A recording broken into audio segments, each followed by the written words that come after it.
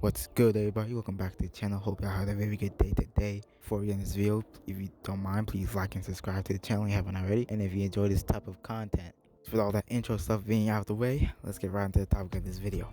After making the move for Aaron Gordon at the trade deadline this season, the Nuggets were portrayed as one of the top contenders to come out of the West. However, Jamal Murray would then unfortunately tear his ACL while playing the Warriors in the last minute of the fucking game.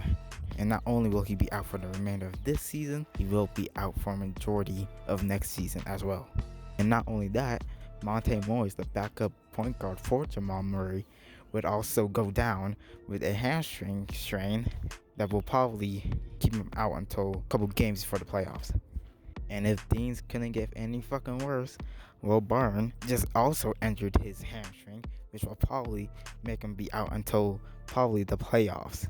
So the Nuggets are dealing with a big injury problem with having 3 of their main ball handlers be out for a significant amount of time. So today in this video, I'm going to be giving my opinion as a Denver Nuggets fan on the ceiling of this current team as of right now, how far they can get into the playoffs, and what they can take away from this season that could potentially make them stronger for next season. So with the current roster that they have right now on the floor, a lot of media outlets like ESPN, other shows are portraying the Nuggets as a first round exit as of right now. The Nuggets are currently the 4th seed, so they have a good record. They are comfortably the 4th seed above the Lakers, who are about 5 games below them. And if the playoffs were to start right now, they would have to face the defending champions, Los Angeles Lakers, who have LeBron James and Anthony Davis.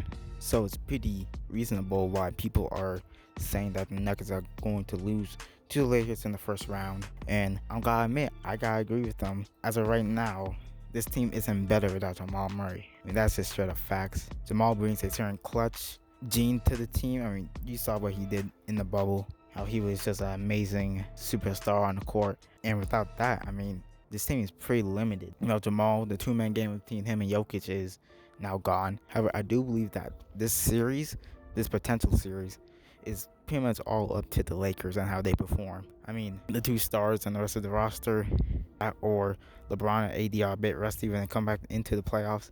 I mean, the Nuggets have a chance. So potentially they can win in 7 against the Lakers, but I'm going to give respect to them. If the Lakers come out healthy, there's no chance.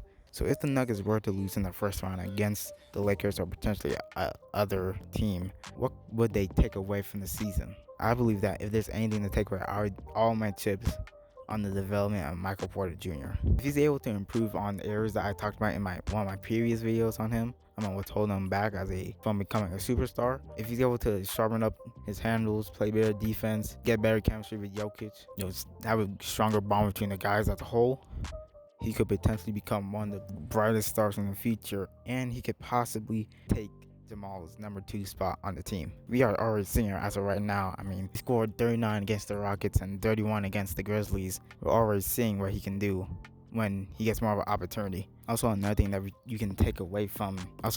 the Nuggets can take away from the season is possibly the rise of PJ Dozier as potentially being the next featured shooting guard on the team, because as of right now, he's doing pretty good in the starting lineup. He's long, he'll defend really well, he's a smart defender. Once he plays in the flow of the offense, he's a very good and efficient player next to Jokic. And with Barton having a player option next season, that he could either decline to get more money or come back. I mean, whatever, it's up to him what he wants to do. But I think PJ has the real potential to be the next starting shooting guard for this team. And then one final thing you can probably take away is more integration of Aaron going into the offense.